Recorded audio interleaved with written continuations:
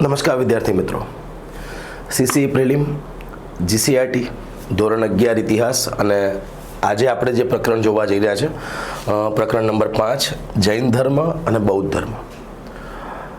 પણ તમારી અનુકૂળતા પ્રમાણે આપણે આ ચેપ્ટરને બે ભાગમાં ભણીશું. પહેલા ભાગમાં જૈન ધર્મ અને બીજા ભાગમાં બૌદ્ધ ધર્મ. પણ ચેપ્ટરમાં તો એ લોકો એક જ ચેપ્ટરમાં બંને આપી દીધેલા છે. તો શરૂઆત કરીએ આપણા સેશનની. જૈન ધર્મ અને બૌદ્ધ ધર્મ. જો આ પહેલો ફકરો શું સમજાવે છે? ભારત વિશ્વના અનેક મહાન ધર્મોનું જન્મસ્થાન ગણાય છે. ભાઈ વાત સાચી છે. ભાઈ મહાન ધર્મોનું સમજો. સનાતન વિચારધારા પોતે, તમે બૌદ્ધ વિચારધારા લઈ લો, જૈન વિચારધારા લઈ લો, શીખ વિચારધારા લઈ લો, તમને મોટા ભાગની પરંપરાઓનો ઉદય અહીંયા જોવા મળશે.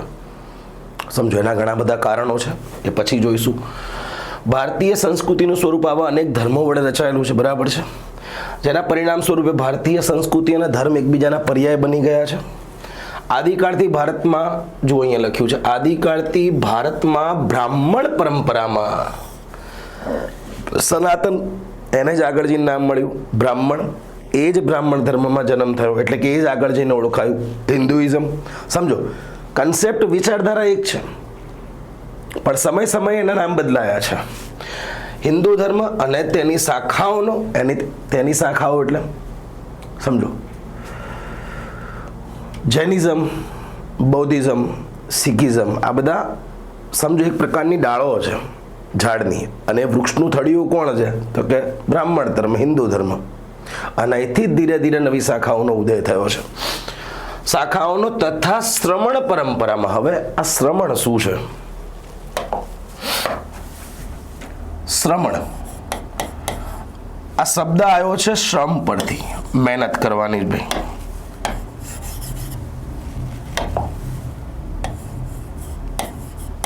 શ્રમણ સિમ્પલ રીતે જો મારે સમજાવવું હોય તો વ્યક્તિ પોતાના પુરુષાર્થ, તપ અને વિવેક દ્વારા મોક્ષ પ્રાપ્ત કરે. પોતાના વિવેક દ્વારા એને ખબર પડવી જોઈએ આ સાચું છે, આ ખોટું છે. સમજો, આ આપણા માટે જરૂરી છે, આ ગૌણ છે. વિવેક સમજો, પુરુષાર્થ, તપ અને વિવેક દ્વારા મોક્ષ પ્રાપ્ત કરવો. ટૂંકમાં પોતાનો અલગ રસ્તો બનાવવો. શ્રમણ પરંપરા. સમજો, શ્રમણ શબ્દ આવ્યો છે શ્રમ પરથી, એટલે આ બધી વસ્તુઓમાં શ્રમ કરવાનો છે, પુરુષાર્થ, તપ અને વિવેકમાં, બધી આગળ. અને એ જ શ્રમણ પરંપરામાં જન્મ થાય છે જૈનિઝમ અને બૌદ્ધિઝમ. આપણે એને કહીએ છીએ જૈન ધર્મ અને બૌદ્ધ ધર્મ, પણ ખરેખર આ વિચારધારા છે, જૈન વિચારધારા અને બૌદ્ધ વિચારધારા. સમજો, ઘણી બધી બુકોમાં એ લખેલું છે કે ભગવાન બુદ્ધે ક્યારેય નથી કીધું કે હું ભગવાન છું. ભગવાન બુદ્ધે ક્યારેય નથી કીધું કે મેં જે વિચારધારા આપી છે એ આગળ જઈને ધર્મ બને. આ જ વસ્તુ મહાવીર સ્વામીના સંદર્ભમાં પણ લાગુ કરે છે. એટલે ઘણી બધી બુકોમાં ધર્મની જગ્યાએ વિચારધારા શબ્દનો ઉપયોગ થયેલો છે. જૈન વિચારધારા અને બૌદ્ધ વિચારધારા. વેદકાળના ઉત્તરાર્ધમાં, વેદકાળના ઉત્તરાર્ધ, આપણે વૈદિક કાળ જોઈ ગયેલા, બે ભાગ જોઈ ગયેલા, ઋગ્વૈદિક કાળ અને ઉત્તર વૈદિક કાળ. ઉત્તર વૈદિક કાળને અહીંયા કીધું છે ઉત્તરાર્ધ. સમજો, એમાં શુદ્ધ વૈદિક વિચારધારાનું સ્થાન યજ્ઞ અને કર્મકાંડ લીધું. ટૂંકમાં ઉત્તર વૈદિક કાળના સમાજ અને ધર્મમાં મેં તમને કીધું હતું ઘણી બધી એવા કુરિવાજો, કુપ્રથાઓ ઘર કરી ગયા હતા. જેમ કે સમાજમાં મહિલાઓનું સ્થાન જે છે બહુ નીચે થઈ ગયું, તેમના સન્માનમાં ઘટાડો થયો, તેમને દારૂ અને જુગાર સાથે સરખાવવામાં આવે છે, બહુપત્નીત્વ પ્રથાની શરૂઆત થાય છે. સમજો, યજ્ઞો વધે છે, કર્મકાંડ વધે છે, પશુ બલિ વધે છે, શૂદ્રોનું વધુ ને વધુ શોષણ થાય છે.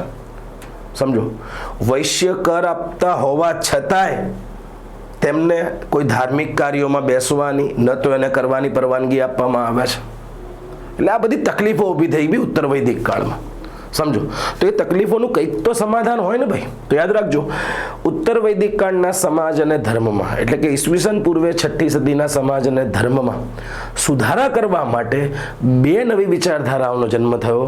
એનું નામ છે જૈન ધર્મ અને બૌદ્ધ ધર્મ. ભાઈ તકલીફ છે તો એનું સમાધાન કરવા માટે કોઈક તો આવશે. તો અહીંયા આયા છે ભાઈ. વધીએ આગળ.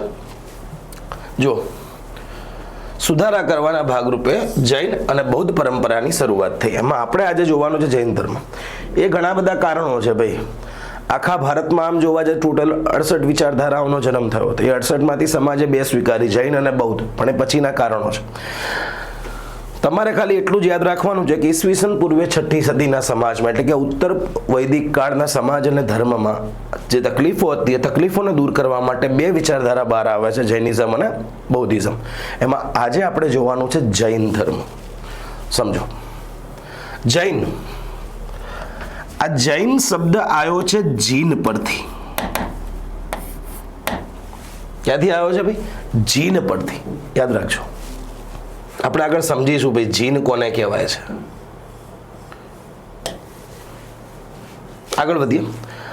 આ સિવાય જૈન ધર્મમાં 24 તીર્થાંકરોનો કન્સેપ્ટ જોવા મળે છે. 24 વ્યક્તિઓ. જૈન વિચારધારા પોતે માને છે કે જ્યારે જ્યારે આ સૃષ્ટિને, આ સમાજને, આ ધર્મને જરૂર પડશે ત્યારે ત્યારે એક તીર્થાંકરનો જન્મ થશે. ભગવાન વિષ્ણુના દશાવતાર આ જ કન્સેપ્ટ પર આધારિત છે. યદા યદા હિ ધર્મસ્ય ગ્લાનિ ઉભરતી ભારત. જ્યારે જ્યારે આ સૃષ્ટિને મારી જરૂર પડશે, અધર્મ વધશે, ત્યારે એ પાપીઓનો, રાક્ષસોનો નાશ કરવા હું આવીશ. તો એ જ કન્સેપ્ટ જૈનિઝમમાં તમને જોવા મળશે. 10 અવતાર નહીં, આ 24 અવતારના સંદર્ભમાં 24 તીર્થાંકરો થઈ ગયા છે. યાદ રાખજો. તો તીર્થાંકરોનો અર્થ સમજી લો પહેલા. તીર્થાંકર શબ્દનો અર્થ શું થાય છે? તો યાદ રાખ, તીર્થાંકર એનો પહેલો અર્થ છે કે જેના તીર્થ કર્યા બાદ એક પણ તીર્થ કરવાના રહેતા નથી. એકવાર એને જોઈ લો બસ, પછી તમારે બીજા કોઈ પણ ભગવાનને પૂજવાની કરવાની જરૂર જ નથી. આ પહેલો અર્થ છે. બીજો અર્થ, જે બીજા વ્યક્તિને મોક્ષ તરફ લઈ જાય છે, એટલે કે સાચો રસ્તો બતાવે છે, મોક્ષ પ્રાપ્તિ સુધી લઈ જાય છે. અને ત્રીજો છે પવિત્ર કરનાર.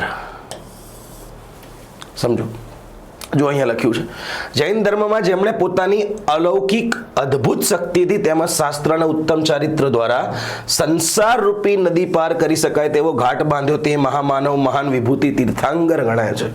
ટૂંકમાં જે તમને સાચો રસ્તો બતાવે, પણ ક્યાંનો? મોક્ષ પ્રાપ્તિનો. જે તમને આ સંસાર રૂપી દરિયામાંથી બહાર કાઢે, આ દુઃખરૂપી દરિયામાંથી બહાર કાઢે, એ તીર્થાંકર છે. યાદ રાખજો. કેટલા થઈ ગયા ભાઈ? 24 તીર્થાંકર.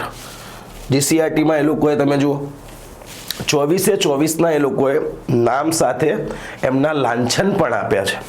હવે સાહેબ, આ લાંછન શું છે? લાંછન એટલે એક પ્રકારના પ્રતીક અથવા તો લોગો, અંગ્રેજીમાં કહું તો. સમજો, એમ કે તમે કોઈ બી જિનાલયમાં જાઓ તો તમારા 24 તીર્થાંકરોની મૂર્તિ જોવા મળશે, પણ બધી સેમ છે. આપણને કઈ રીતે ખબર પડે પહેલા તીર્થાંકર છે, બીજા છે, ત્રીજા છે? તે દરેકને આઈડેન્ટિફાઈ કરવા માટે એક પ્રતીક આપેલું છે. અને પ્રતીક મોટે ભાગે પશુ અથવા તો કોઈ પક્ષી જોવા મળશે. સમજી લો, એ એમની પશુઓ પ્રત્યેની જે જીવદયાનો ભાવ છે એ બતાવે છે. અહિંસાની વિચારધારા એ આગળ લઈ જતા બતાવે છે. તો જો તમારે આ 24માંથી કેટલા યાદ રાખવાના છે? 24 યાદ કરવાની જરૂર નથી. હું કોઈ બી જગ્યાએ ભણાવતો હું પહેલાં જ કહેતો હોઉં છું. તો આમાંથી યાદ કેટલા રાખવાના? તો કે પહેલાં અહીંયા સ્ટાર કરી દઉં છું, ઋષભદેવ, જેને કહેવામાં આવ્યા છે જૈન ધર્મના સ્થાપક, અને એમનું લાંછન છે વૃષભ. વૃષભ એટલે બળદ, નંદી. બીજા તીર્થાંકર છે અજીતનાથ, એમનું લાંછન છે હાથી. ત્રીજા તીર્થાંકર છે સંભવનાથ, એમનું લાંછન છે ઘોડો. બસ શરૂઆતના 3 યાદ રાખવાના છે. પછી આવી જાય 15મા તીર્થાંકર. 15મા તીર્થાંકર છે ધર્મનાથ, એમનું લાંછન છે વ્રજ. હવે આ કેમ યાદ રાખવાના છે? આ પૂછાઈ ગયેલું છે. આપણે અમદાવાદમાં સાઈબાગ વિસ્તારમાં હટીસીના દેરા છે. શેઠ હટીસીની યાદમાં એમના પત્નીએ બનાવ્યા હતા. તો એ હટીસીના દેરામાં કયા તીર્થાંકરની મૂર્તિ છે? તો એ 15મા તીર્થાંકર ધર્મનાથ. પછી આવી જાઓ અહીંયા, જો 19મા તીર્થાંકર. 19મા તીર્થાંકર છે મલ્લીનાથ, એમનું લાંછન છે કળશ. હવે સર આ કેમ યાદ રાખવાના? તો કે આ 24 તીર્થાંકરોમાં આ એકમાત્ર છે જે મહિલા છે. યાદ રાખજો. પછી આવી જાઓ 22મા તીર્થાંકર.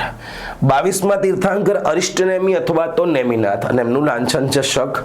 અને યાદ રાખજો, આ બીજું કોઈ નહીં, આ ભગવાન કૃષ્ણના ભત્રીજા કહેવામાં આવે છે. અને આમને મોક્ષ પ્રાપ્તિ થઈ હતી ક્યાં? નિર્વાણ પ્રાપ્ત કર્યું હતું ક્યાં? ગિરનાર પર. ગિરનાર પર તમે આજે જાઓ તો 3232 પગથિયે તમને નેમિનાથની ટૂંક જોવા મળશે. ટૂંક એટલે શિખર. 5000 પગથિયે મા ભગવતી બેઠા છે અને 10,000 પગથિયે દત્તાત્રેય મહારાજના પગલાના નિશાન છે. એટલે એકા 23માં તીર્થાંકર પાર્શ્વનાથ એમનું લાંછન છે સર્પ, અને 24માં તીર્થાંકર છે જે આપણે ભણવાના છે મહાવીર સ્વામી, જેને વીરતાપૂર્વક તપ કર્યું એટલે મહાવીર કહેવાય, અને એમનું લાંછન છે સિંહ. યાદ રાખજો. ક્લિયર છે? વધીએ આગળ. મહાવીર સ્વામી સમજો. જન્મ ઈસવીસન પૂર્વે 599માં બિહારમાં વૈશાલીના કુંડ નામે ગ્રામમાં. યાદ રાખજો, બિહારમાં વૈશાલીના કુંડ ગામમાં. અને કયું કુળ છે તો અહીંયા જો ક્ષત્રિય કુળ છે. એ ક્ષત્રિય કુળમાં એમનો જન્મ થાય છે.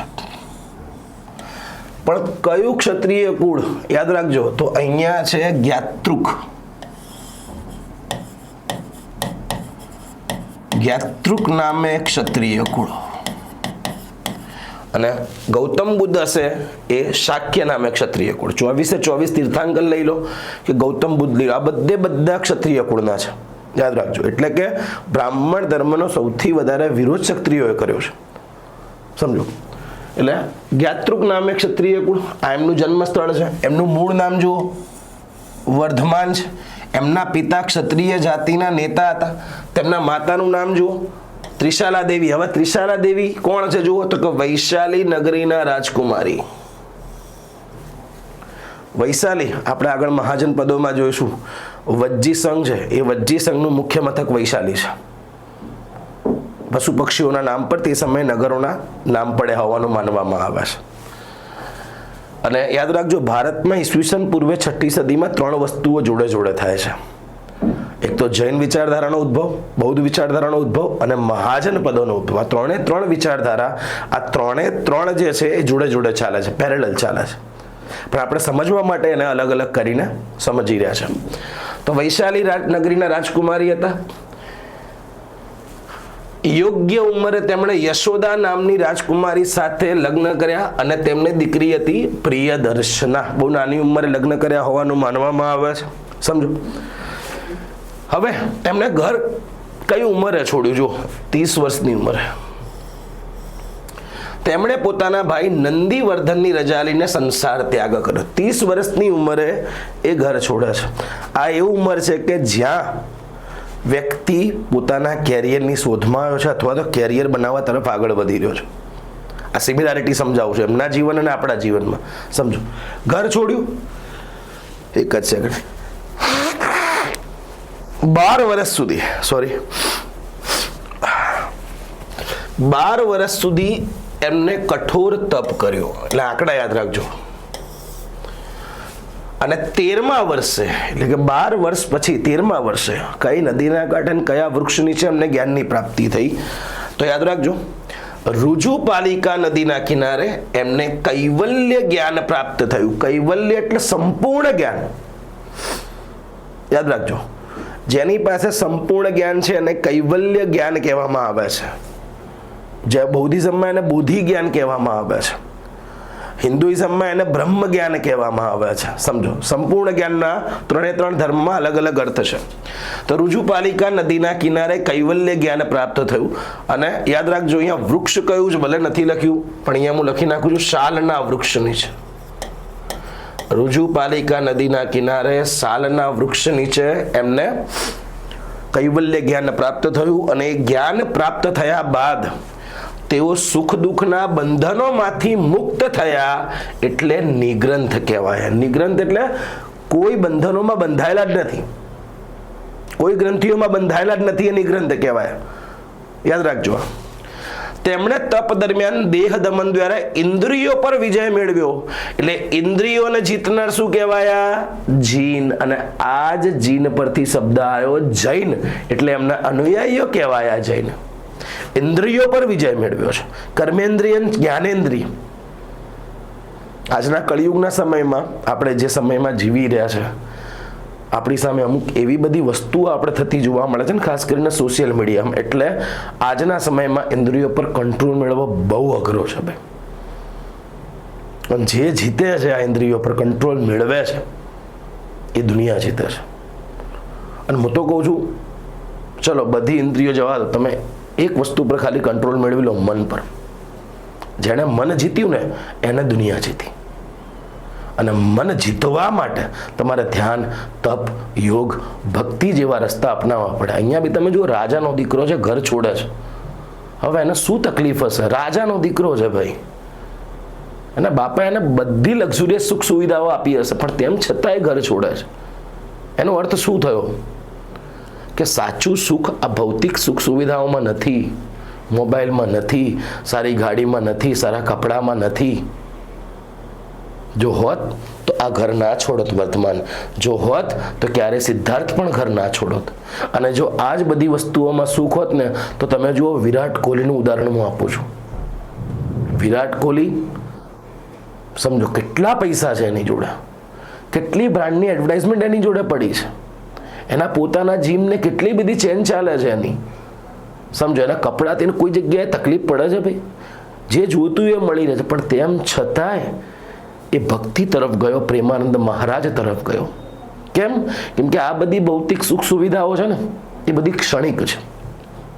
એ તો મને સંતોષ નહીં આપી શકે, એ તો મને શાંતિ નહીં આપી શકે. એટલે આ બધા વ્યક્તિઓ તમે જો શાંતિની શોધમાં ભક્તિ સાથે કનેક્ટ થયા છે, સત્ય સાથે કનેક્ટ થયા છે, બ્રહ્મ સાથે કનેક્ટ થયા છે. આ સમજવા જેવું છે. 12 વર્ષ સુધી આંખો બંધ કરીને બેઠા જ રહ્યા છે. સમજો, 12 વર્ષ સુધી. ક્લિયર છે? અનુયાયીઓ જૈન કહેવાય. કૈવલ્ય જ્ઞાનનો અનુભવ કયા કઈ મહાવીર સ્વામીએ 30 વર્ષ સુધી જો વૈશાલી, વિદેહ અને મગધના લોકોને સમગુણો ખીલવવાનો ધર્મ સંદેશ આપે. એટલે ટૂંકમાં સમજો, જ્ઞાન છે ને વેચવાથી વધે. તો આમણે બી જે જ્ઞાન પ્રાપ્ત કર્યું છે ને, ચારે દિશાઓમાં ફરી ફરીને દરેક રાજ્યમાં જઈ જઈને જરૂરિયાત પ્રમાણે લોકોને આપ્યું છે ભાઈ. તો અહીંયા લોકેશન લખી છે કે ક્યાં ક્યાં જ્ઞાન આપ્યું છે. વૈશાલી એમનું મોસાળ કહેવાય છે. વિદેહ, મગધના વિસ્તારોમાં ફરી ફરીને એમને ધર્મ સંદેશ આપ્યો છે. અને છેલ્લે તમે જુઓ, ઈસવીસન પૂર્વે 527માં મગધની રાજાની રાજગૃહ ખાતે, આ બધા લોકેશન યાદ રાખજો, રાજગૃહ નજીક આવેલ પાવાપુરી ખાતે તેઓ નિર્વાણ પામ્યા. નિર્વાણ એટલે મોક્ષ. દરેક ધર્મનો હેતુ એક જ છે ભાઈ, મોક્ષ. પણ હા, એ મોક્ષ સુધી પહોંચવા માટે દરેક ધર્મએ રસ્તા અલગ અલગ આપ્યા છે, યાદ રાખજો. હવે જૈન ધર્મનો ઉદ્ભવ અને વિકાસ, એની શરૂઆત અને એનું ડેવલપમેન્ટ અહીંયા સમજાયું છે. 42 વર્ષની ઉંમરે એમને કૈવલ્ય જ્ઞાન પ્રાપ્ત થયું અને તેમણે પોતાના ઉપદેશથી, કેમ કે એમને જે સાંભળતા હતા એ બહુ પ્રભાવિત થતા હતા, તો એ બી રસ્તા પર ચાલવા માંગતા. એટલે ધીરે ધીરે ધીરે ધીરે જૈનોમાં અનુયાયી વર્ગ જે છે ધીરે ધીરે વધતો રહ્યો. જો અહીંયા જ સમજાયું છે. પોતાના ઉપદેશથી તેમણે અનેક સાધુ સાધ્વીઓ, શ્રાવકો, શ્રાવિકાઓને પોતાના અનુયાયીઓ બનાવ્યા. હવે જૈન ધર્મની માન્યતા પ્રમાણે જૈન ધર્મની સ્થાપના આદિકાળથી થઈ હતી. આદિકાળથી એટલે મેં તમારે હમણાં જ કીધું આ કોષ્ટકમાં કે જૈન ધર્મના પહેલા તીર્થાંકર આદિનાથ છે, ઋષભદેવ. આદિનાથ એટલે આદિ એટલે સૌથી પ્રાચીન, અને ઋષભદેવ તો આ શબ્દ આવ્યો છે વૃષભ પરથી. એમનું વાહન તમે જો વૃષભ. ઘણી બધી પુસ્તકોમાં એ પણ લખેલું છે કે ઋષભદેવ આદિનાથ બીજું કંઈ નહીં, ભગવાન શિવ. કેમ કે ભગવાન શિવનું વાહન પણ શું છે ભાઈ? નંદી છે, વૃષભ છે. એટલે શરૂઆત અહીંથી થઈ હોવાનું માનવામાં આવે છે. આગળ વધીએ. પછી મહાવીર સ્વામી પહેલા 23મા તીર્થાંકર પાર્શ્વનાથ સ્વામીએ, ઈક્ષ્વાકુ વંશના રાજા હતા અશ્વસેન, એ અશ્વસેનની આ સંતાન હતા, યાદ રાખજો. અને આ પાર્શ્વનાથ સ્વામીએ 4 નિયમો આપ્યા છે. નિયમ એટલે અણુવ્રત. કયા કયા? પાર્શ્વનાથ સ્વામીએ આપ્યા છે સત્ય, અહિંસા, અસ્તેય અને અપરિગ્રહ. આ 4 નિયમો આપ્યા છે પાર્શ્વનાથ સ્વામીએ. અને 5મો નિયમ આપ્યો છે મહાવીર સ્વામીએ, જેને કહેવાય છે બ્રહ્મચર્ય. એટલે ટોટલ જૈન ધર્મમાં 5 અણુવ્રત છે. અણુવ્રત એટલે સિમ્પલ નિયમ છે ભાઈ. સત્ય, અહિંસા, અસ્તેય, અપરિગ્રહ અને બ્રહ્મચર્ય. આપણે આગળ સમજીશું. ક્લિયર છે? આગળ વધીએ. અને આ જ 23મા તીર્થંકરે યાદ રાખજો, એમના પહેલા જેટલા બી 22 તીર્થંકર થઈ રહ્યા છે અને એમના ઉપદેશો એમના અનુયાયીઓને એક જ જગ્યાએથી મળી રહે, ઇઝીલી એ લોકો કનેક્ટ થઈ શકે જૈન ધર્મ સાથે, એના માટે જૈન સંઘની સ્થાપના કરી હતી. અને એ જ જૈન સંઘમાં મહાવીર સ્વામીના માતા પિતા જતા હતા, એટલે જ આપણને 24મા તીર્થંકર મળ્યા છે ત્યાંથી, યાદ રાખજો. બધી આગળ. હવે મહાવીર સ્વામીએ પોતાનો ઉપદેશ કઈ ભાષામાં આપ્યો છે? તો જેટલા બી તમે જુઓ મહારથી જુઓ, જેટલા બી મોટા મોટા સાધુ સાધ્વીઓ જોયો, નેતાઓ જોઈ લો, એમણે હંમેશા ઉપદેશ હંમેશા લોકલ લેંગ્વેજમાં જ આપ્યો છે, કેમ કે લોકલ લેંગ્વેજ સાથે તમે ઇઝીલી કનેક્ટ થઈ શકો. સમજો, તો આમને આપ્યો છે અર્ધમાગધી અથવા તો પ્રાકૃત, યાદ રાખજો.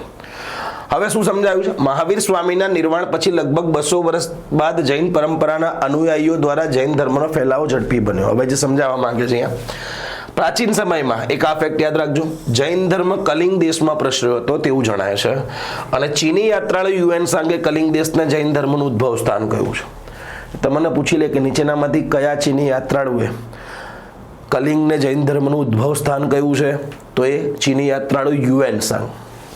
એને આવું કેમ કહ્યું છે? યુએન સાંગ આવ્યો, એને આખા ભારતમાં ભ્રમણ કર્યું, અહીંયા બૌદ્ધ ધર્મ પર રિસર્ચ કરવા માટે, પણ એને જૈન ધર્મના સંદર્ભમાં કીધું છે. સમજો. એ જ રીતે બિહારમાં નંદવંશના આશ્રય જૈન ધર્મ ફેલાયો. આપણે આગળ જોઈશું ભાઈ. મગધ, હર્યક વંશ, શિશુનાગ વંશ, નંદવંશ. નંદવંશ પછી આવે મૌર્ય વંશ. તો મૌર્ય વંશમાં તમે જો ચંદ્રગુપ્ત મૌર્ય કયો ધર્મ અપનાવે છે? જૈનિઝમ અપનાવે છે. એટલે આના કારણે જૈન ધર્મનો પ્રભાવ અને પ્રચાર ધીરે ધીરે ભારતના વિવિધ ભાગોમાં થયો છે. જો અહીંયા લખ્યું છે, ચંદ્રગુપ્ત મૌર્ય અને સમ્રાટ સંક્રાંતિએ જૈન ધર્મ અપનાવ્યો હતો. હવે આ ફકરો મહત્વનો છે.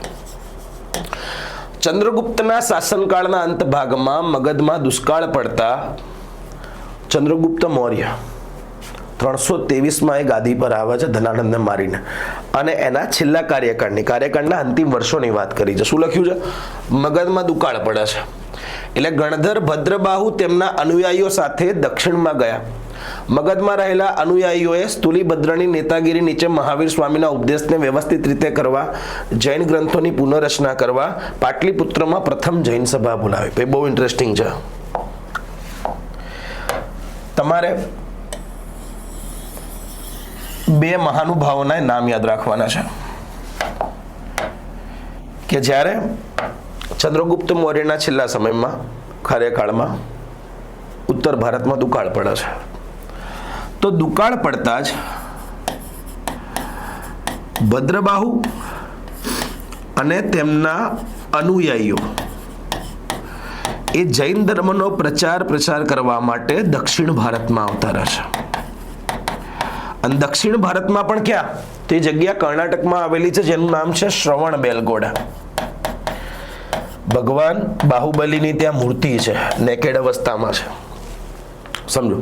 તો શ્રવણ બેલગોડા ખાતે આવતા રહેશે. અને ઉત્તર ભારતમાં કોણ રહેશે? તો કે ઉત્તર ભારતમાં સ્થૂલીભદ્ર અને તેમનો અનુયાયી વર્ગ ઉત્તર ભારતમાં હોય છે. કે દુકાળ પડ્યો છે તો અમે દક્ષિણ ભારતમાં જઈએ જૈન ધર્મનો પ્રચાર કરવા. આવું નક્કી થયું. દુકાળ પૂરો થઈ ગયો, પણ આ લોકો ઉત્તર ભારતમાં આવ્યા નહીં, એટલે સ્થૂલીભદ્રને ચિંતા થઈ ગઈ કે આનું થયું શું હશે. અને જૈન ધર્મના જે મોટા ભાગના જે સાહિત્ય અથવા તો જેનું પણ જ્ઞાન હતું મોટે ભાગે આમને હતું, ભદ્રબાહુને. તો સ્થૂલીભદ્રે એવું વિચાર્યું, તે સમયે ફોન બોન તો હતા નહીં, કનેક્ટ થઈ શકે કે ભાઈ ક્યારે આવો છો. તો સ્થૂલીભદ્રે એવું વિચાર્યું કે કદાચ આ લોકો આવશે નહીં, એટલે એમણે શું કર્યું? જૈન ધર્મના જેટલા બી 24 તીર્થંકરો જેટલા બી ઉપદેશ આપ્યા છે, જેટલી એમની સ્પીચીસ છે, એમને એક જગ્યાએ સંકલન કરવા માટે પ્રથમ જૈન સભા બોલાવી. યાદ રાખજો, રાજા હતો ચંદ્રગુપ્ત મૌર્ય, જગ્યા હતી પાટલીપુત્ર, અધ્યક્ષતા સ્થૂલીભદ્ર. અને પ્રથમ જૈન સંગીતિમાં ટોટલ 2 જૈન સંગીતિ છે, એમાં પ્રથમ જૈન સંગીતિમાં શેની રચના થઈ છે એ મહત્વનું છે.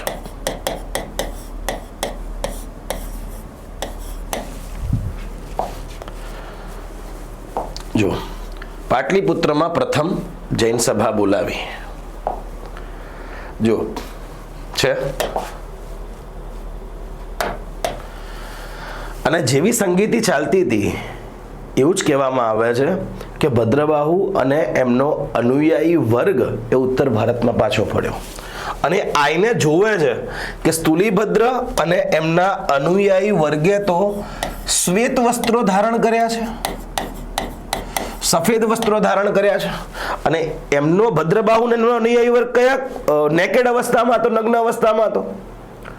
પણ જ્યારે આઈને જોવા છો તો બહુ મોટો ચેન્જ આવે છે. આ લોકોએ સફેદ કપડાં ધારણ કર્યા હતા. એટલે પહેલી જૈન સંગીતિમાં શ્વેતાંબર અને દિગંબર, સમજો, એ બે ફાંટા પડે છે. શ્વેતાંબર એટલે જેને શ્વેત કપડાં ધારણ કરે, દિગંબર એટલે કે નેકેડ અવસ્થા, જેને દિશારૂપી વસ્ત્રો ધારણ કર્યા છે. એટલે સ્થૂલીભદ્રએ એવું વિચાર્યું કે સમાજ બદલાયો છે અને આવા બદલાયેલા સમાજમાં હવે આપણે નગ્ન અવસ્થામાં જો સમાજની વચ્ચે જઈએ તો આપણે સારા ના લાગીએ.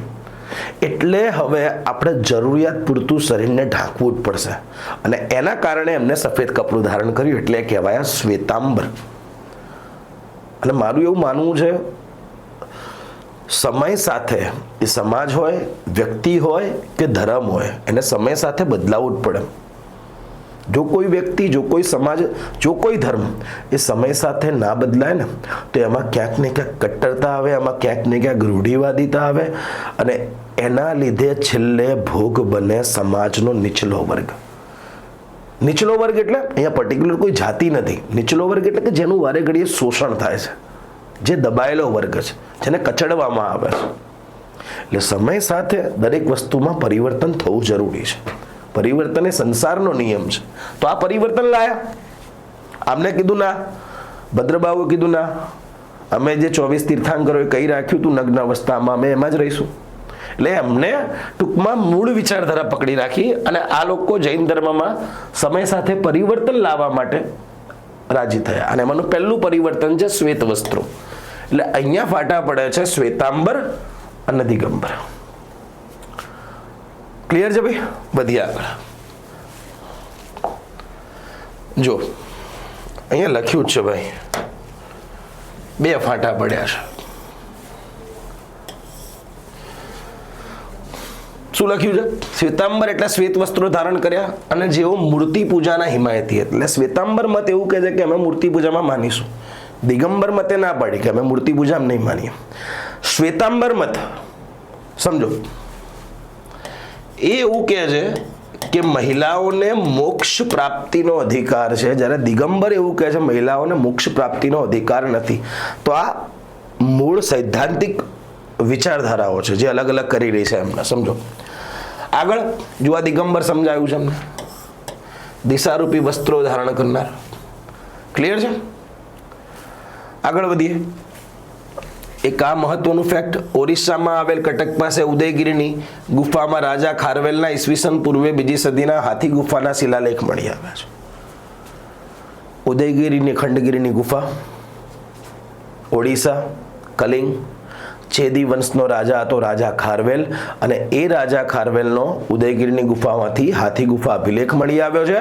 અને આ હાથી ગુફા અભિલેખની શરૂઆત જૈન ધર્મના મંત્ર નવકાર મંત્રથી થાય છે. એટલે શિલાલેખ પરથી ખબર પડી કે કદાચ આ રાજા પણ જૈન ધર્મને માનતો હશે. યાદ રાખજો, હાથી ગુફા અભિલેખ, ઉદયગીરીની ગુફા, ઓડિશા. ક્લિયર છે? આ સિવાય ઈસુની શરૂઆતની સદીમાં ઉત્તર ભારતમાં મથુરામાંથી મળી આવેલા શિલાલેખ પરથી મથુરા લાંબા સમય સુધી જૈન ધર્મનું મુખ્ય કેન્દ્ર બન્યું હતું. આ સિમ્પલ ડેટા છે, પણ આ યાદ રાખજો, હાથી ગુફા અભિલેખ. બરાબર છે? પછી દક્ષિણ ભારતના કયા કયા રાજ્યો છે કે જેણે જૈન ધર્મને સંરક્ષણ આપ્યું છે? તો અહીંયા લખ્યું જુઓ, મૈસૂર, શ્રવણ બેલગોડા, ગંગ, કદંબ, ચાલુક્ય, રાષ્ટ્રકૂટ વંશના રાજાઓએ જૈન ધર્મનો પ્રચાર પ્રસાર કર્યો છે. અહીંયા લખેલું જ છે ભાઈ. આ સિવાય મહારાષ્ટ્ર અને રાજસ્થાન એટલે કે મારવાડની સાથે સાથે ભારતના અન્ય કેટલાક પ્રદેશોમાં પણ જૈન ધર્મનો પ્રચાર પ્રસાર થયો છે. રાજસ્થાન, ગુજરાત, મહારાષ્ટ્રની વાત કરું તો અહીંયા તમે જુઓ મોટે ભાગે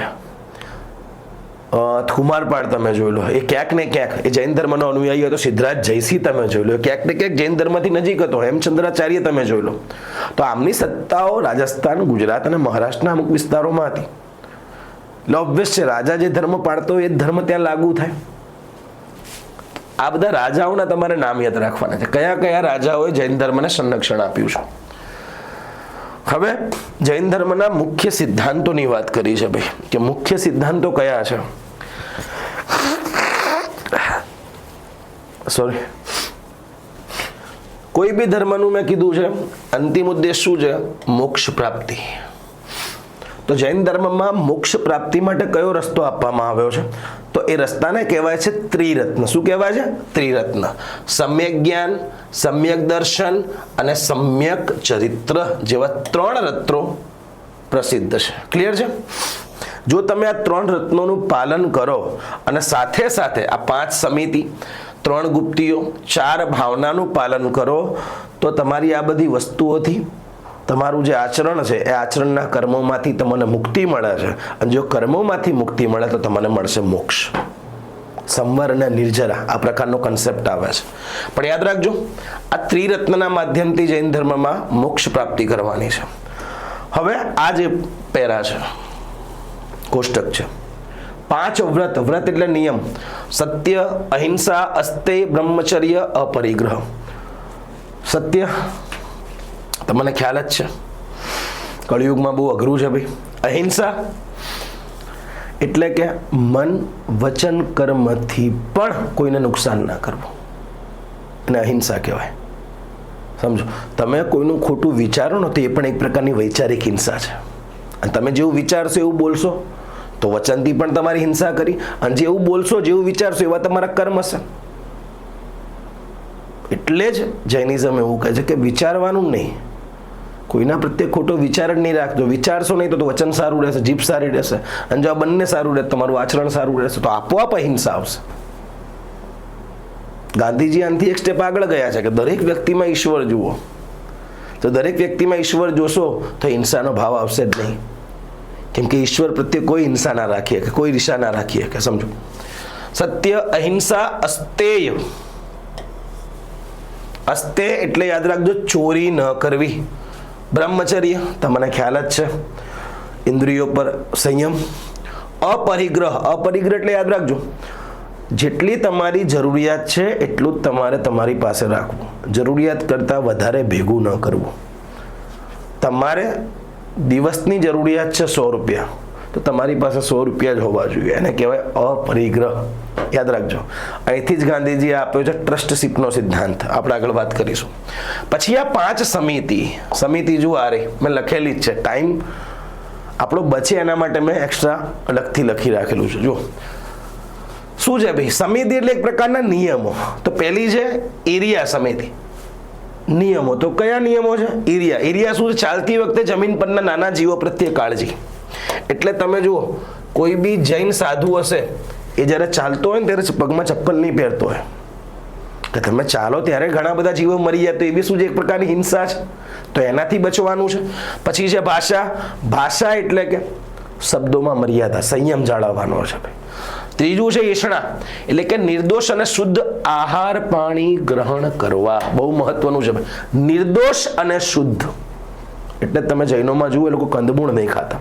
કંદમૂળ ક્યાં હોય? કે જમીનની અંદર ઉગે. સમજો, ને ખેડેલું અનાજ મોટે ભાગે નહીં ખાતા, કેમ કે આ બધી વસ્તુઓથી જીવજંતુઓ મરે. એટલે એ ખોરાક પર એ લોકોએ લસણ ડુંગળી પર એ લોકોએ પ્રતિબંધ મૂક્યો છે કે અમે આ નહીં ખાઈએ. એટલે જ અહીંયા લખી છે નિર્દોષ અને શુદ્ધ આહાર પાણી ગ્રહણ કરવા. અને પરિષ્ટાન. પરિષ્ટાન એટલે કે મળમૂત્ર અને કચરાનો નિકાલ જીવજંતુઓ વગરની શુદ્ધ જગ્યાએ કરવો. તો આ 5 સમિતિઓ છે. યાદ રાખજો, તમને જોડકા જોડના રૂપમાં પૂછાય. પછી 3 ગુપ્તિઓ. ગુપ્તિઓ એટલે કે 3 ગુપ્તિઓ. હવે 3 વસ્તુ કઈ બતાવી છે અહીંયા તમે જુઓ, મન, વચન અને કાયા. ટૂંકમાં આની પર નિયંત્રણ. મન પર નિયંત્રણ છે, જીભ પર નિયંત્રણ છે, કાયા શરીરથી બી કોઈનું ખોટું ના થવું જોઈએ. 3 વસ્તુને પોતાના કંટ્રોલમાં રાખવી. જુઓ, મનોગુપ્તિ, ખરાબ અથવા તો હિંસક વિચારો ના આવવા જોઈએ. વાકગુપ્તિ, નકામું, કઠોર કે અસત્ય ન બોલવું જોઈએ. કાય ગુપ્તિ, શરીર દ્વારા થતી હિંસક અથવા તો અશુભ પ્રવૃત્તિને રોકવી જોઈએ. 3 ગુપ્તિઓ. અને પછી જે તમે જુઓ,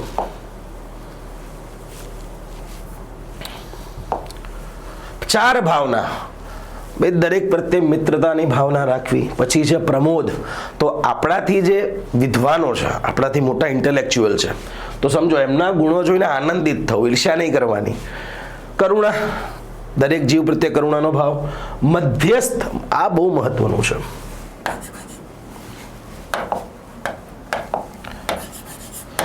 અહંકારી, અજ્ઞાની લોકો પ્રત્યે વેરભાવ ન રાખીને તટસ્થ રહેવું. કેમ કે અજ્ઞાની અને અહંકારી લોકો મન ફાવે એમ બોલે છે, સામેવાળો વ્યક્તિ કોણ છે જોતા નથી. સમજો, તો એમને જોઈને ગુસ્સો નહીં કરવાનો. ટૂંકમાં આપણે આપણું નહીં બગાડવાનું. એ લોકો ડફોળ છે તો આપણે ડફોળ થવા નહીં જવાનું, આપણે ચૂપ જ રહેવાનું, ન્યુટ્રલ જ રહેવાનું કે હા ભાઈ હશે. અને અહંકારી ને અજ્ઞાની લોકોથી બચવાનો એક જ રસ્તો છે ભાઈ, કાં તો એમનાથી દૂર રહો, કોઈ ચર્ચામાં ના પડે. જો ભૂલથી ચર્ચામાં પડી ગયા તો એક જ વસ્તુ કહેવાની, હા ભાઈ તું સાચો. આવા લોકો સામે ચર્ચામાં નહીં ઉતરવાનું. હા ભાઈ હું ખોટો, તું માને છે ને હું ખોટો, તો ખોટો. તટસ્થ રહેવાનું છે, ગુસ્સો નહીં કરવાનો, દયા નહીં કરવાની. દયાને લાયક નથી આ લોકો, સમજો. એટલે ક્લિયર છે, આ વસ્તુઓ છે બધી. 5 વ્રતો, 5 સમિતિ, 3 ગુપ્તીઓ અને 4 ભાવના. અહીંયા મેં અલગથી લખેલી જ છે, એકવાર જોઈ લેજો. હવે જૈન ધર્મમાં વાત કરી છે તત્વજ્ઞાન, ફિલોસોફી અને આધ્યાત્મિક બાબતો. અમુક સિદ્ધાંતોની વાત કરી છે. કેવા સિદ્ધાંતો? જો કે જૈન ધર્મ પૃથ્વી પરના દરેક તત્વોને જીવ અને સજીવ એવા વિભાગમાં વહેંચે છે. દરેક જીવ પોતાના પુણ્યના આધારે દેવ, મનુષ્ય કે પ્રાણી બને છે. વાત સાચી છે. જેવા આપણા કર્મ એ પ્રમાણેની આપણી યોની. આપણે આપણા શાસ્ત્રોમાં લખ્યું છે 84 લાખ યોની. તો જેવા તમારા કર્મ એ પ્રમાણે તમારી યોની મળશે. જો કર્મ સારા હશે, બહુ સારા હશે, તો મને મોક્ષ પ્રાપ્તિ. જુઓ, આ બધું બેઝિક છે ભાઈ, સમજો. આ ફિલોસોફીની વાત છે, એટલે આમાંથી કોઈ પ્રિલિમના પર્સપેક્ટિવથી મહત્વનું નથી. હવે અહીંયા આવો, આધ્યાત્મિક બાબતો. તો કે જૈન ધર્મમાં તપસ્યા, વૈરાગી જીવનનું ઘણું મહત્વ. વૈરાગી એટલે ગિરનાર જતું રહેવાનું ભાઈ, સાધુત્વ. ક્ષમા, મૃદુતા એટલે કે નરમ ભાવ, સમજો, એગ્રેસિવ નહીં થવાનું. નિષ્કપટતા, ઉદારતા, તપ, ઇન્દ્રિય નિગ્રહ એટલે કે કંટ્રોલ, સત્ય, પવિત્રતા, અકિંચિતતા તેમજ પ્રતિક્રમણ અને સામાયિકની ક્રિયામાં આધ્યાત્મિક બાબતો સમાયેલી છે. પ્રતિક્રમણ દ્વારા શુભ તરફ પ્રયાણ કરવું, તેમજ સામાયિક દ્વારા એક જગ્યાએ બેસી આત્મચિંતન, સ્તુતિ, વંદના કરવી. આ બધું એ શબ્દો સમજાયા છે ભાઈ. અને જો તમને પૂછે કે પ્રતિક્રમણ એટલે શું, બરાબર છે, પછી સામાયિકનું જૈન ધર્મમાં મહત્વ શું છે, આ બધી વસ્તુઓ યાદ રાખજો. પછી એ લોકોએ શું કર્યું છે, મહિનામાં 5 વાર પોષહ કે પોષદ વ્રત કરી ઈચ્છાઓનો ત્યાગ કરવો. ભાઈ આ બહુ મહત્વનું છે.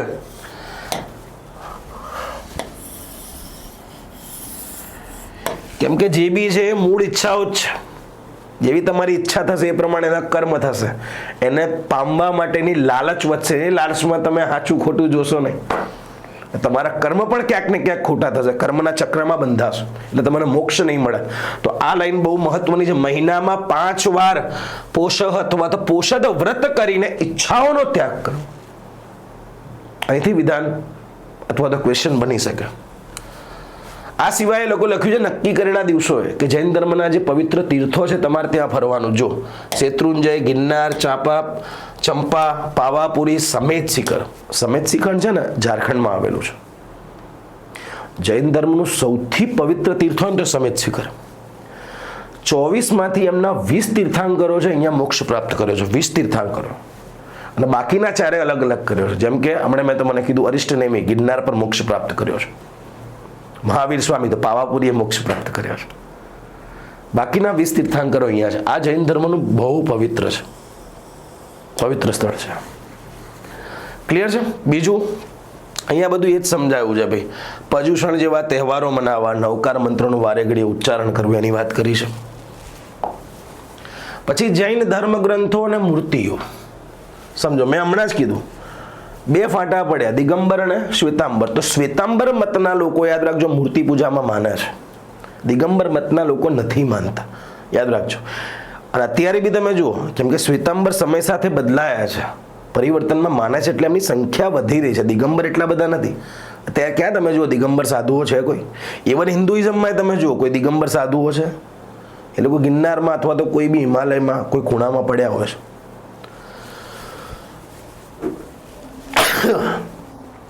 તો અહીંયા જૈન ધર્મ ગ્રંથો છે અને યાદ રાખજો જૈન ધર્મનો પવિત્ર ગ્રંથ કયો? તે પવિત્ર ગ્રંથ છે કલ્પસૂત્ર, જેની રચના કરી હતી ભદ્રબાહુએ, જે દક્ષિણ ભારતમાં ગયા હતા. અને એ જ ભદ્રબાહુને ચંદ્રગુપ્ત મૌર્ય મળે છે અને એમના જ પ્રભાવથી એ જૈન ધર્મ અપનાવે છે. કલ્પસૂત્ર યાદ રાખજો. આ જૈન મૂર્તિઓ 24 તીર્થાંકરો છે. આ સિવાય અમુક માતાજીઓની પણ મૂર્તિ છે. જો અહીંયા લખેલું છે અંબિકા, ચક્રેશ્વરી, જ્વાલિની, જ્વાલામાલિની, પદ્માવતી, ચામુંડા, મહાદેવી, ભારતી, સરસ્વતી. ક્લિયર છે? તો આ બધું આમાંથી કોઈ ખાસ પૂછાય એવું નથી. ભાઈ સાહિત્યનું યોગદાન, આ બધા મેન્સનો પર્સપેક્ટિવ છે. તમને પૂછી લે કે જૈન ધર્મનું સાહિત્યમાં યોગદાન શું, ભારતીય સાહિત્યમાં યોગદાન શું, તો ઘણા બધા એવા લેખકો થઈ ગયા પ્રાચીન ભારતમાં જેણે જૈન ધર્મ પર ઘણા બધા પુસ્તકો લખ્યા છે. તો એના નામ આપેલા જુઓ અહીંયા. કયા કયા છે જુઓ. 14 પર્વ અને 12 અંગ, 12 પુસ્તકો અને 14 પુસ્તકો. બીજું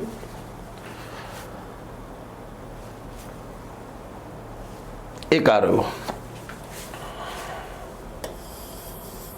આ લાઈન. પુસ્તકો તો ઘણા બધા છે, બાયફર્કેશનમાં મારે જવું નથી, પણ યાદ રાખજો છે 12 અંગ અને ઉપાંગ. કલ્પસૂત્ર પછી જો જૈન ધર્મનો પવિત્ર ગ્રંથ હોય તો 12 અંગ ઉપાંગ યાદ રાખજો. તો એ કઈ ભાષામાં લખાયેલા છે? તો પ્રાકૃત અથવા તો અર્ધમાગધી ભાષામાં લખાયેલા છે. આ સિવાય હવે આ લાઈન મહત્વની છે. જુઓ અહીંયા જે હું ટીક કરું છું ને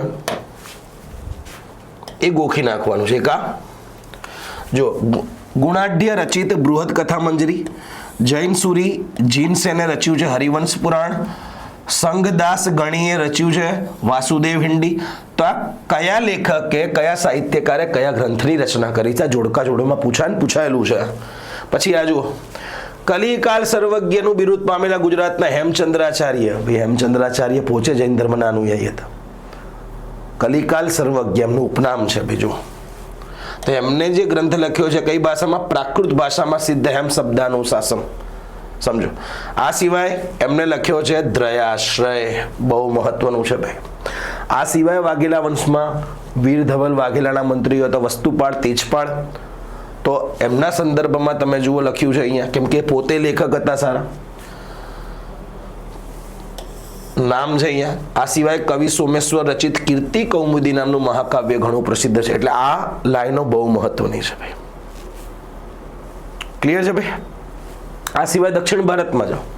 દક્ષિણ ભારતમાં તમિલ ભાષાના પ્રસિદ્ધ ગ્રંથ કૃણલના કેટલાક ભાગની રચના જૈનો દ્વારા કરવામાં આવી. એટલે અહીંયા તમને પૂછી લે કે કુરલ નામે પ્રસિદ્ધ ગ્રંથ એ નીચેનામાંથી કઈ ભાષામાં રચાયેલો છે? તો કે તમિલ ભાષામાં. યાદ રાખજો. ક્લિયર છે? તો આમાં આટલો ડેટા તમારે યાદ રાખવાનો છે. સમાજમાં યોગદાન, તો સમાજમાં તો ઘણું બધું યોગદાન છે. સત્યનો કન્સેપ્ટ આપ્યો, અહિંસાનો કન્સેપ્ટ આપ્યો. જો કે આ બધા કન્સેપ્ટ આપણે ભગવદ્ ગીતા અને મહાભારત ને રામાયણમાં ઓલરેડી આપેલા જ હતા. સમજો, ઉપનિષદોમાં આપેલા જ હતા. તો એ જ બધી વાત છે ભાઈ. કઠોર સંયમ, દેહ દમન, તપસ્યામય જીવન, અહિંસા, અને અહિંસાના સૌથી મોટા પ્રચારક છે ગાંધીજી. તમે જુઓ તો સમાજને શું આપ્યું છે એ સમજાયું છે કે કર્મમાં માનો ભાઈ. વર્ણ વ્યવસ્થા જન્મ આધારિત જે હતી એમને અસ્વીકાર કર્યો છે જૈન ધર્મે. કર્મમાં માનો, કર્મકાંડ નકાર્યા છે એમને. તો વેદો પણ નકાર્યા છે. અહિંસા પર ભાર આપો, સત્ય પર ભાર આપો. તો આ બધું સમાજને યોગદાન છે જૈન ધર્મનું. આ જ સમજાયું છે. એટલે આ પણ મેન્સના પર્સપેક્ટિવથી મહત્વનું છે. આપણે આગળ મેન્સના સેશન લઈશું. સીસીઈમાં હું વિચારી રહ્યો છું મેન્સના ક્વેશ્ચન આન્સર તમારે આવી રીતે યુટ્યુબ પર જ દરેક સબ્જેક્ટમાં હું સેશન લેતો રહીશ. કઈ રીતે લખવું એ આન્સર પ્રેક્ટિસ હું અહીંયા કરાવડાવીશ. તો એમાં પૂછાઈ શકે. યાદ રાખજો. કલા ક્ષેત્રે ભાઈ, કલા ક્ષેત્રે એટલે તમે ગુજરાતમાં આવો તો ગુજરાતમાં ખાસ કરીને અમદાવાદ અને પાટણ. અને પાટણ પરથી તો હમણાં જે એસટીઆઈ ગઈ ને મહિના પહેલા, એમાં મેન્સનો ક્વેશ્ચન બી પૂછાયેલો છે. સમજો કે પાટણમાં રહેલ સ્થાપત્ય કળા વિશે માહિતી આપો. તો મોટે ભાગે અમદાવાદ અને પાટણમાં તમે જુઓ જે પોળો છે ત્યાં મોટે ભાગે જૈન મંદિરો છે લાકડાના. કોતરણી સારામાં સારી છે. તો એ સ્થાપત્ય ક્ષેત્રે યોગદાન છે ભાઈ. દોશીવાડાની પોળ, તમે પાડાની પોળમાં જાઓ, દેસાઈની પોળમાં જાઓ. જો અહીંયા લખ્યું છે. પછી એક જો મધ્ય ભારતમાં ખજુરાહો મંદિરમાં, તો એમાં પણ તમને જૈન તીર્થંકરોના મંદિરો જોવા મળશે. આ સિવાય તમે ગિરનારમાં જાઓ તો 22મા તીર્થંકર નેમિનાથનું મંદિર જોવા મળશે. તો અહીંયા સ્થાપત્યકારોની વાત કરી છે. પછી એક મેં હમણાં જ વાત કરી, જુઓ કર્ણાટકમાં આવેલ બાહુબલીની મૂર્તિ યાદ રાખજો. જૈન ધર્મના પહેલા તીર્થંકર ઋષભદેવનું સંતાન છે બાહુબલી. પછી એક ઉદયગીરી અને ખંડગીરીની ગુફા. પછી આ રાણી ગુફા અને ગણેશ ગુફા એ બી અંદર જ છે. પછી ઇલોરા, અજંતા ઇલોરા, સમજો તો ઇલોરામાં જૈન ગુફાઓમાં ઇન્દ્રસભા નામે 2 માળની ગુફા પ્રસિદ્ધ છે. તો આ જૈન ધર્મથી સંબંધિત છે. સમજો ઇલોરામાં 3 ધર્મથી સંબંધિત ગુફાઓ છે, હિન્દુઇઝમ, બૌદ્ધિઝમ અને જૈનિઝમ. પછી પાલીતાણા આવી જાઓ, ત્યાં બી તમને ગુફા આર્કિટેક્ચર જોવા મળશે. ગિરનારમાં બી જોવા મળશે. આ સિવાય સોલંકી રાજા હતો ભીમદેવ પ્રથમ, એનો આબુ ખાતે મંત્રી હતો વિમલ, અને આ વિમલ નામે મંત્રીએ આબુના દેલવાડા ખાતે તમને ખ્યાલ છે આદિનાથનું આરસનું મંદિર બંધાવ્યું. આ સિવાય તેણે અંબાજી ખાતે કુંભારિયાના દેરા પણ બંધાવ્યા છે. તો આ બધું શું છે? જૈન ધર્મનું સ્થાપત્ય તો છે. તો તમારે 4 થી 5 લાઈનમાં લખવાનું છે ભૈયા મેઇન્સમાં. બધું બેઝિક છે ભૈયા. જુઓ છે આબુ પર્વત પરના દેલવાડાના દેરા, અને આ દેલવાડા ખાતે જે વસ્તુપાળના તેજપાળના જે પત્નીઓ હતા લલિતા દેવી અને અનુપમા દેવી, એમના ગોખલા પર આવેલા છે, દેરાણી જેઠાણીના ગોખલા. તો આ બધું સ્થાપત્ય છે. બીજું આ વિમલ વસાઈ નામ છે.